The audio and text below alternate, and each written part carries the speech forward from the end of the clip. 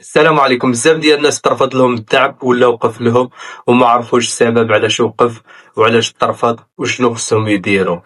كما كتعرفوا الدفعه ديال الدعم الاجتماعي المباشر راه كاين الناس اللي استافدوا البارح الجمعه في العشيه وكاين اللي استافدوا اليوم السبت 28 فبراير 2026 وكاين اللي ما غادي يستافدوا حتى نهار الاثنين ان شاء الله. بزاف ديال الناس وصلهم هذا الميساج كيقول لهم لقد تم توقيف يعني الدعم الاجتماعي او مبالغ الدعم الاجتماعي ديالكم، والناس كتسول كيقول لك اودي ما عرفتش شنو السبب وشنو غادي ندير في هذه الحاله. في هذه الحاله ملي وصلك هذا الميساج هذا الظاهر قدامكم في الفيديو، اول حاجه غادي دير غادي تدخل الفضاء الخاص ديالك على منصة الدعم الاجتماعي المباشر.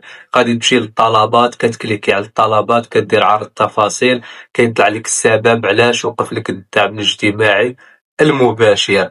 فاول حاجه غادي ديرها خصك تعرف السبب علاش وقف، وديك الساعه عاد تعالج المشكل.